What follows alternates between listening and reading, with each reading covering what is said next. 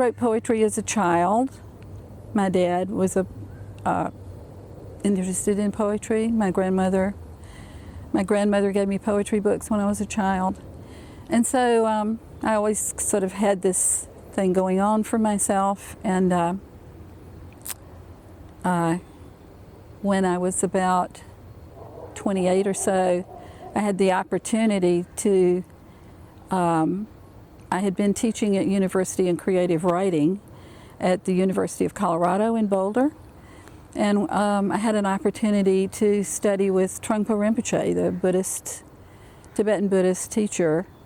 And I also taught at Naropa Institute. It was called Naropa Institute at that time. And that was the sort of summer hangout for a lot of the New York poets and California poets known as the beat poets.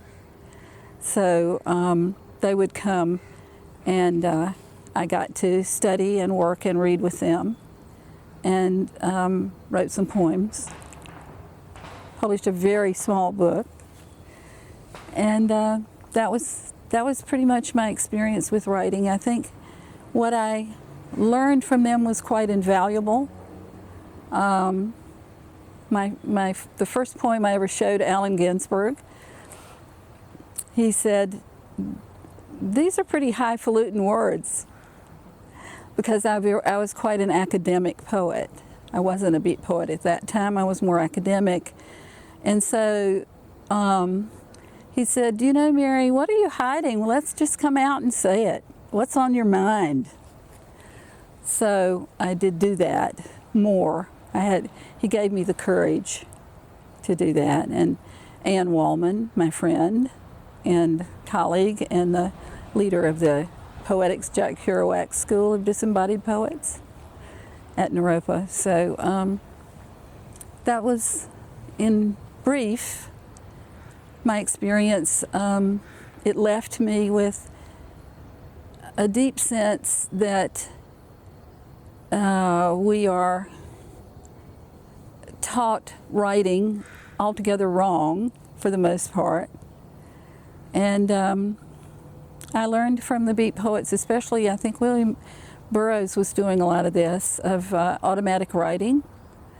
So when Keiko said, you know, just let the pen lead you or whatever, that was great, because that was in tune with what I treasure in writing. Because I think one of the things that you can do is get in touch with the subconscious that way.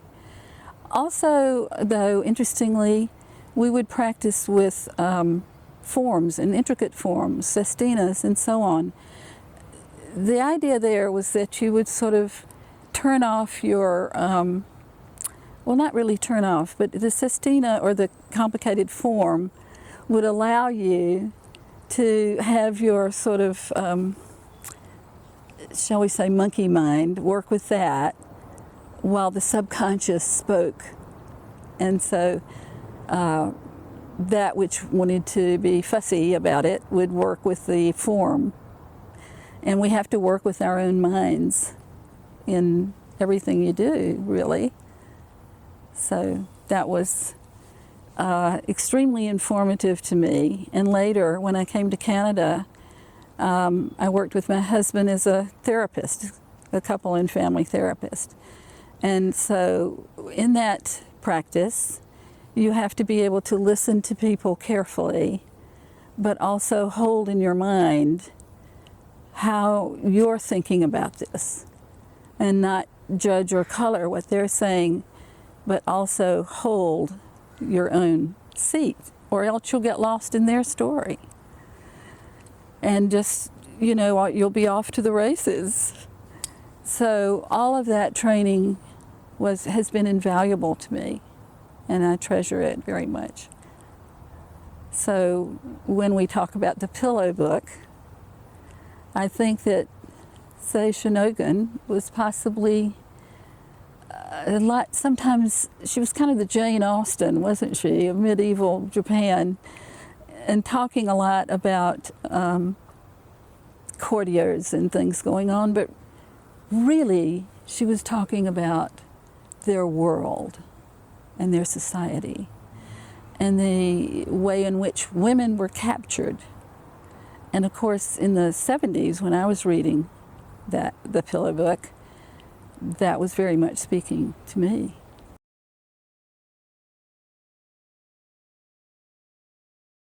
I think she was trying to keep her own self centered in a way. I mean, it was a diary. And I think in talking to herself, she was quite honest and open. And of course, the Beat Poets were encouraging people to open up. The Beats really came on the American scene in the 50s, when things were very repressed, and no one spoke of all kinds of things. And I think that was probably where Lady Shanogan found herself. You couldn't talk about certain things, but you knew certain things. And so the revelation would come out in the diary or in the poetry.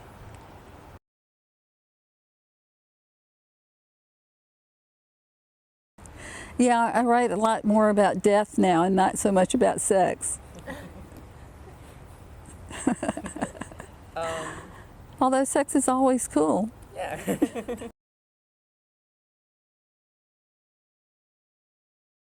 Who was it was it Freud that said sex is a little death?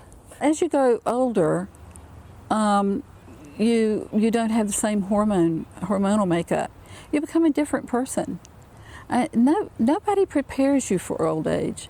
It's kind of like nobody tells you what it's going to be like when your mother dies. You don't know what that's like until that happens. And it's quite something when your mother dies. It's a big deal. And I think that's true of old age.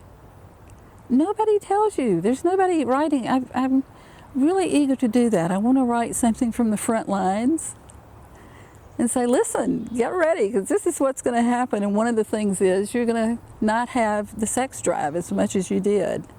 And that's going to be a loss. You're going to be sorry about that. But on the other hand, there's some other things where it frees you up in some ways.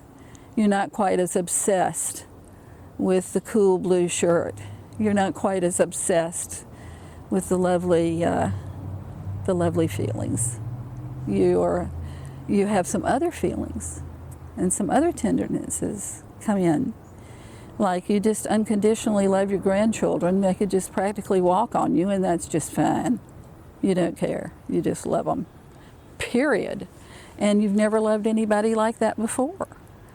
So, as for death, death is a hard one. You know what? Death is scary. I don't think anybody can say they're not scared of death. I think that's a lie.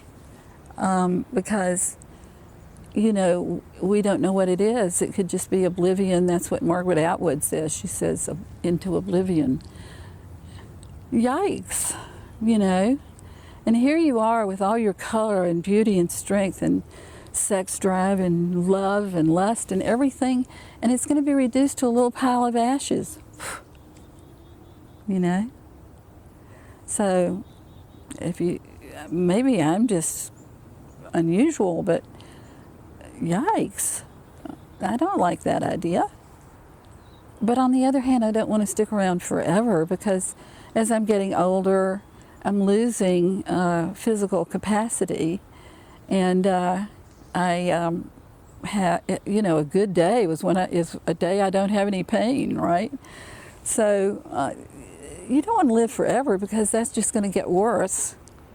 I had this conversation with my son, who's a man now. It's hard to believe.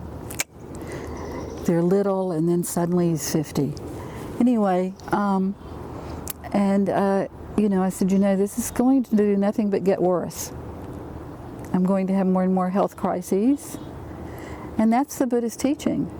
Birth, sickness, old age, death. And by God, they're telling you the truth. So I'm working very much on adjusting to that idea.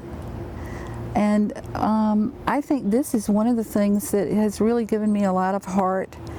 And I find that there's sort of this undercurrent of depression, or the invitation to be depressed. And my job is not to go there, but rather to see this as like the Tibetan Buddhist monks used to come to Naropa and Boulder and do sand paintings. And they would do it on the sidewalks and everywhere. It was really beautiful. And along would come a wind, or they would sweep them away. These gorgeous, intricate, incredible mandalas. And I began to see that that's what makes it so beautiful. Because somebody took one of them and put them under glass and kept it. And then they had a little tent over it and all this, and it was in the shrine room. Eventually everybody just got used to it. There's a sand painting. Like you buy a house with a gorgeous view, and day after day you come out and you have your coffee looking at the view. And one day you don't look. And then the view is wallpaper. It is that impermanence that gives it that exquisite moment, never to be experienced again. Except you, Mr. Filmmaker, may be giving people a chance to experience a little something again. So I think that's something of what I'm doing to try to come to terms with that reality. And I like to think I'm very pragmatic, so I want to come to terms with it. And this is a wonderful, wonderful opportunity to open up and be vulnerable and talk about it with people who are supportive to me and kind to me.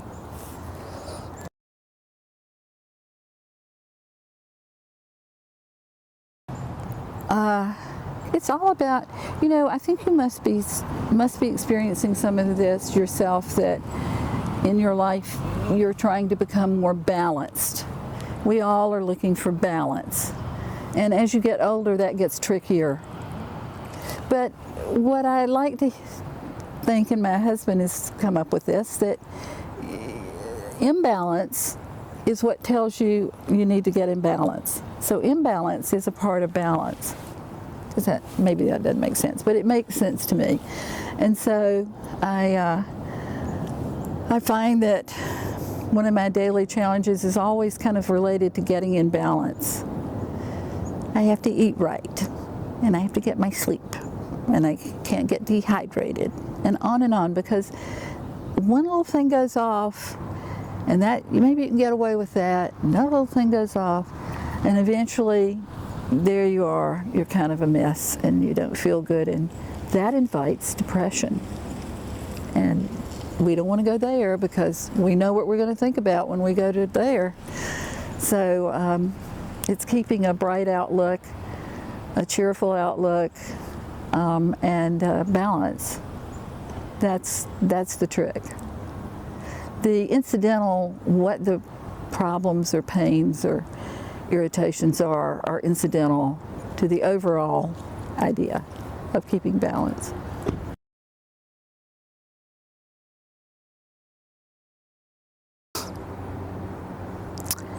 Writing poetry is more than balance. Writing poetry is a spiritual endeavor for me. Writing poetry is something very core to my life from my childhood on, and at the same time it's a doorway.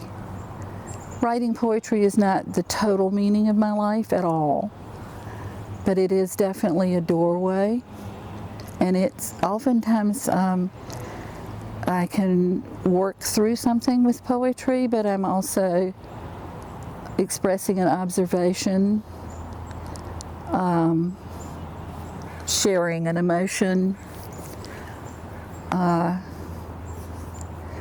Recently, I've been writing short stories more.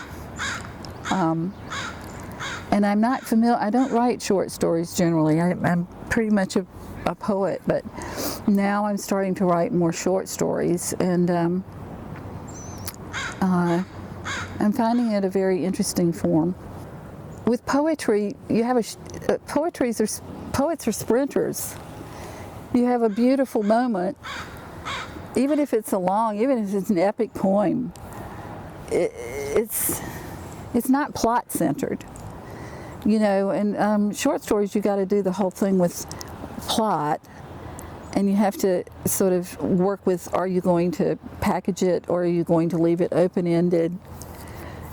And I'm trying to find the place where, with poetry, the poem begins to write itself. And I'm trying to find that place with the short story. But I'm having a lot of fun with it.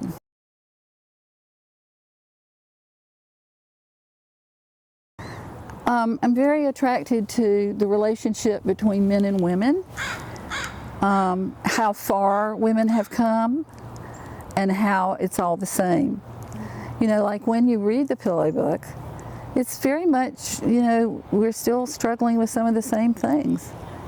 And, I think all kinds of women philosophers have tried to deal with this, of what is happening and so forth. But I think we haven't really, I don't think we've had the time or the space to deal with it properly. And what I mean by that is that there's been too much war and desecration and destruction for us to work with those kinds of subtle and refined and civilized aspects of our lives. So that's very sad to me, that that's the state of affairs, but there it is.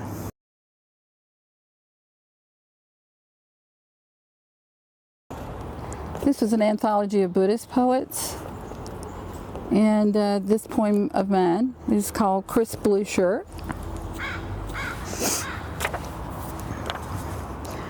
Here she is alone, his crisp blue shirt, so beautifully laundered, open at the throat and adorned with perfectly ordinary buttons, is far away like a satellite.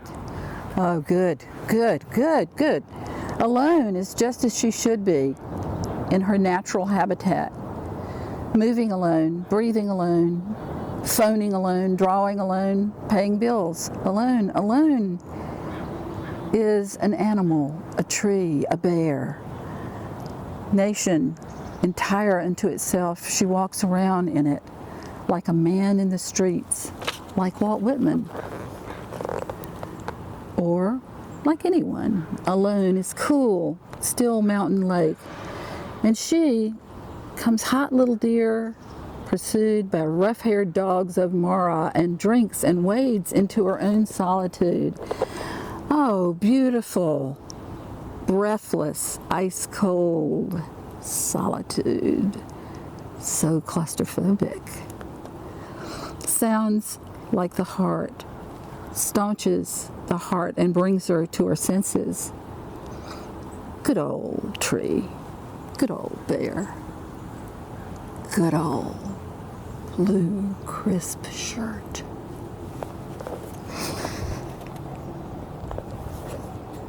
Yeah, I was quite obsessed with him.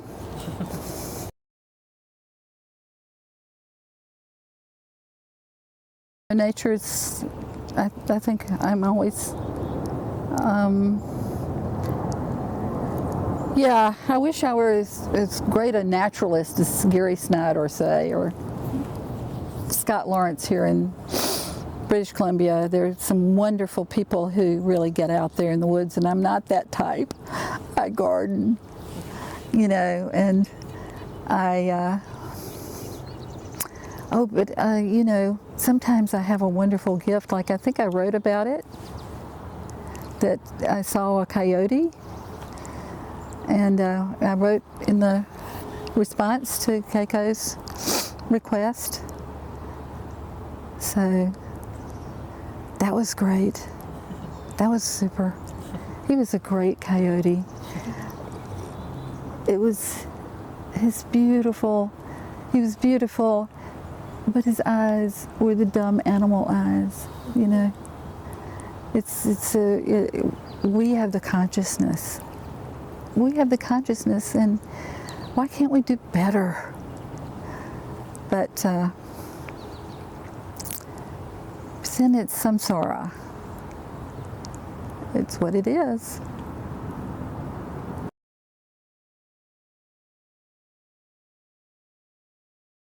I think I'm very invited with the prompts to become very nostalgic, and I'm not sure I want to do that. I think because I think the stereotype of elderly folk is that they're terribly nostalgic, and I would rather it be that we can report to you what it was like to live in the 60s and the 70s, or even the 80s, the 90s. You know, we lived through those times, and we can report that to you. But if we're nostalgic, if we sink into sort of a nostalgic reminiscence, then you know it's kind of like, there she goes again, talking about her ancestors. You know, so I don't want to do that. But I did feel that the prompts got me to see if there was a way that I could report what had happened. And of course, it's just my experience, just from where I was. And in the 60s, during the Vietnam War, I was in graduate school at the University of North Carolina in Chapel Hill, which was just a huge hotbed of action where we'd been doing a whole lot of civil rights work. And to be a Southerner and do civil rights work was not only dangerous, but you were really totally shunned. You know, people, good friends that I'd grown up with called up and said, you know, if you're going to do that and you're going to demonstrate with those N-word, then I'm not going to be friends with you, and so on. So it was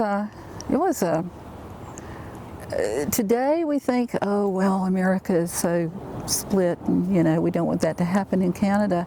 But the truth of the matter is that there's always been, the Americans have always argued and fought and struggled, and you know, people died, and people die for their beliefs, and many of them do it willingly. So, including the soldiers and everything. It's like Rat Brown used to say, violence is as American as apple pie. And it was then. And, you know, I was there, right in the middle of it. And it was like you would go to dinner with people. And I remember I went to a dinner at a pizza place, and it was really hot. And so everybody was sort of paying up. And I had occupied of our group that had gone, and I walked outside because it was raining, which made it all that much more humid and close. And I went outside, and this wave of black people were coming down, screaming and yelling, and hoses and dogs. And I got swept down the street, and I was soaking wet, and then this black woman pushed me into the stores. You had a storefront, and then it went in, kind of like to the doorway. She pushed me in there, and she said, "You get out of here." And I don't know if she meant she didn't want me around, or she was scared I would get hurt. I really think it was the latter. I think she was trying to help me because I was totally swept away. And then the crowd went down, and they were hosing, and the cops came down. And it went by me, and then I walked back to the restaurant and walked in dripping wet, and everybody says, "Where have you been, Mary?" It was that weird. You know, it was a doorway between history being made outside and pizza being eaten inside. And the other thing was that then that was the great days of basketball at Chapel Hill, and everybody would go to the basketball game and sit beside each other and watch basketball together after they'd been on the street together. So it was very, very strange. And then you'd go to class and there were,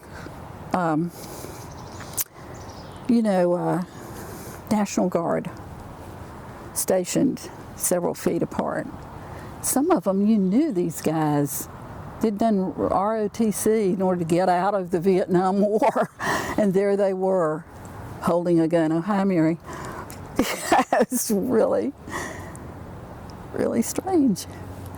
So, but normal. You're swimming in that water. It seems normal. Absolutely normal. So I will tell you that about my stories. I'm trying to write about that funny sense of when you're in a water of abuse or strangeness or historical torque. It seems normal to you. It's the water you're swimming in. You're a fish in that water. You know, you don't know that outside is another whole way of being until you do it.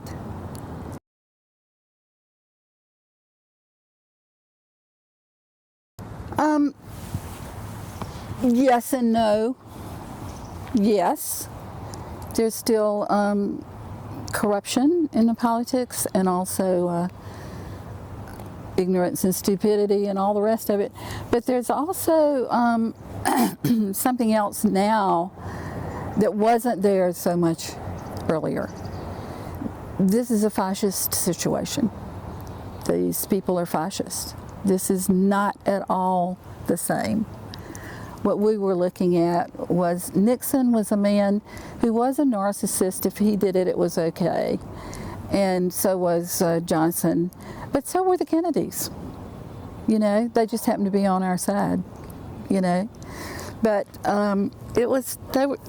they're people with monumental ego. They wouldn't be where they are if they didn't have monumental ego. But then there's that thin line where it can be monumental ego or it can be madness. And we are looking at madness. We are looking at madness, and we are looking at fascism. And I'm hoping to God it hadn't gone too far. And I'm very grateful to be in Canada. I'm very glad that we have a pretty clever economist running the country right at the moment. So, because that he's telling us the truth. He's saying this man wants to destroy Canada, and it's true. Take it from me. I was born and raised there, and I'm going to tell you, this man is serious business and terrifying. This is very different. Even though what we experienced in the 60s with civil rights and Vietnam and women's liberation was rough, there was still the moment where, okay, we're all going to the basketball game. There was still the moment where we were still all human beings. This is different. When you take people off the street and send them to El Salvador, they're not human beings anymore. So that's why I think we're all totally upset. I have this wonderful friend named Sarah who works at the Choices Market on Canby. And during COVID, she was always shopping for me, and we'd pick up our delivery, and she's a wonderful woman. Anyway, I saw her the other day, and she said, "Well, Mary, have you stopped watching the news yet?" Because we're all stopping watching the news. You can't take it anymore. Your nervous system you're exhausted with that. That's different.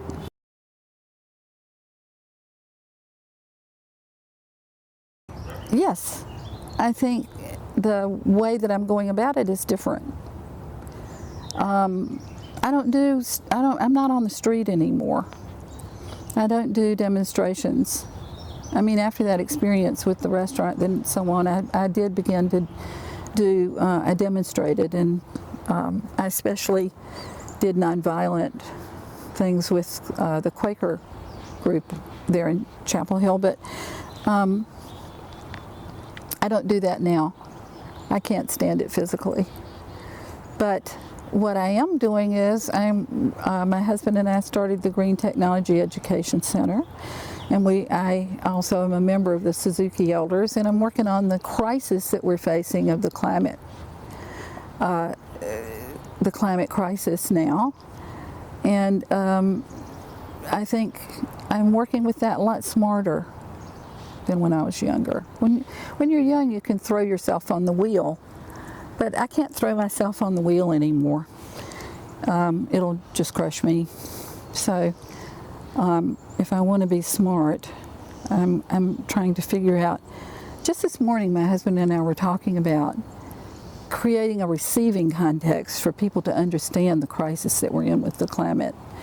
That and what is meant by a receiving context is that how can we begin to have it be part of the conversation. Let me give you an example. Like, remember when people started doing, oh, maybe you don't remember this, when people started doing yoga in the 70s or so, it was a big, hairy deal. Like when I became a Buddhist, oh, my family was so shocked, so horrified. My God, what are you doing?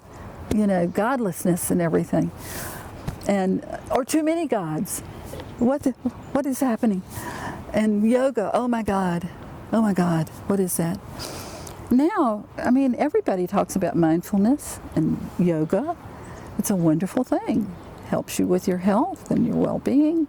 Mindfulness helps you to concentrate and be more clear, more free of worry and distraction and so on. So it's like that. How can we, now we're facing a climate crisis and nobody is paying any attention. And how do we help people understand that this is the water we're swimming in? So, no, I think I'm continuing to work on things, but smarter.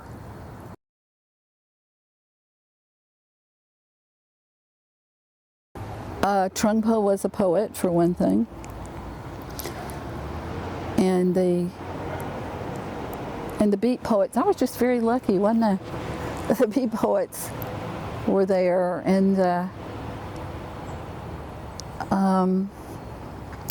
think the big leader in that was Gary Snyder, who was a Zen Buddhist, and also Philip Whalen, who became a Zen priest. And I think it started really with Zen.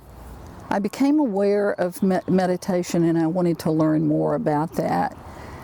And I had some friends who took me to a talk by Trungpa Rinpoche, and I went to this talk. And I remember the topic was emptiness, sunyata. And I didn't understand a word he was saying. Now, I was teaching at the university. I was a big intellectual on all this. I couldn't understand what he was talking about, you know.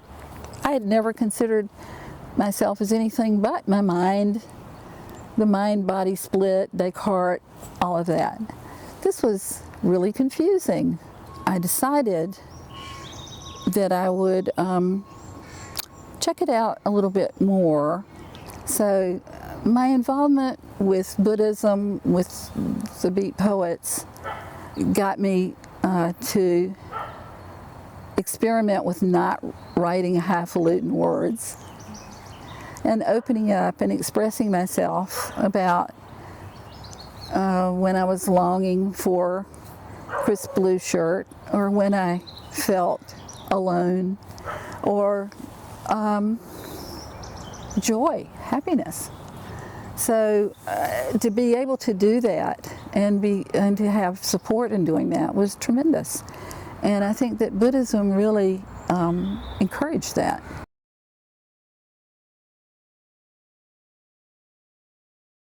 Oh, well, that one's easy. They don't see you. You're invisible. You suddenly are invisible. And but I even do it as an older woman.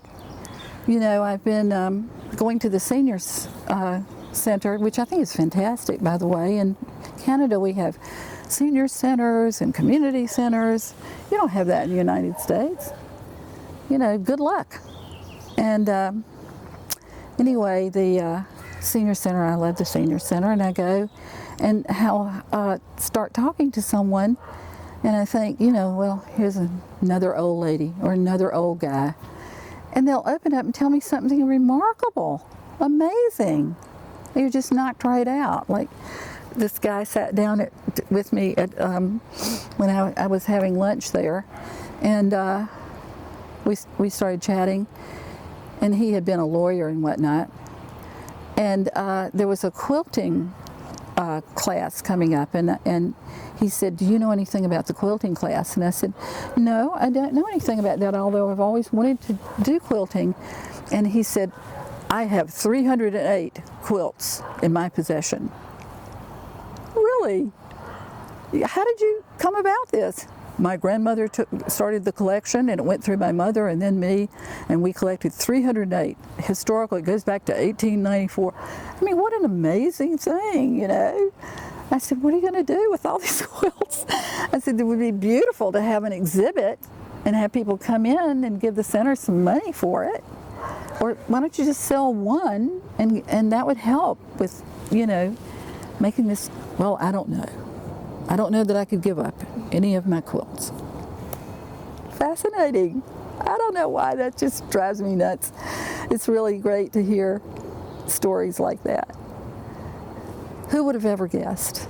You know, and you know, he's something like a corporate lawyer. And then, you know, he went on to tell me about how he had dated Margaret Sinclair. Great. Great stuff. It may come in handy with my short story career.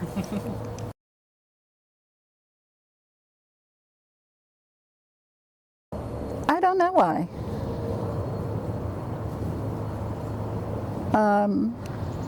I think in the West, you see, my Chinese friends, everybody lives together.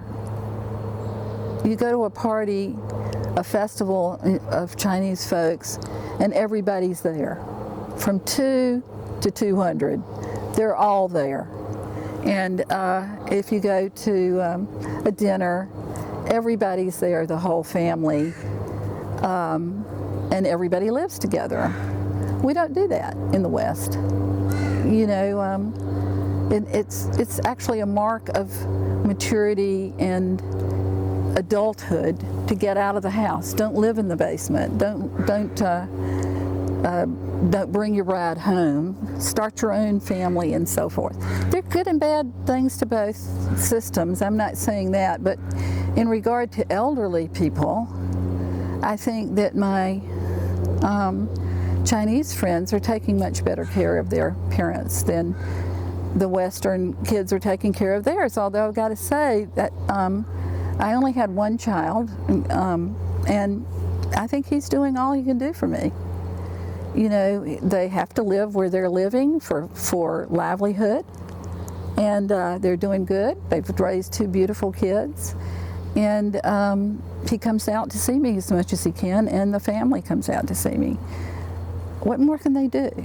It's the setup, I think, rather than it's the setup that, you know, tears all families apart. And this is the thing, that we don't really belong. We don't really belong here. And we know that. So we're sort of floating around. And you can move here and you can move there and you can have a vacation and you can do this. But really, it's not our land. And until we resolve that with our indigenous friends and come to some agreements and understandings, and it belongs to all of us, you know, it's always going to be vague, and we won't be able to work through some of those issues, like taking care of the elderly or working through some of the gender issues. I think that's at the core.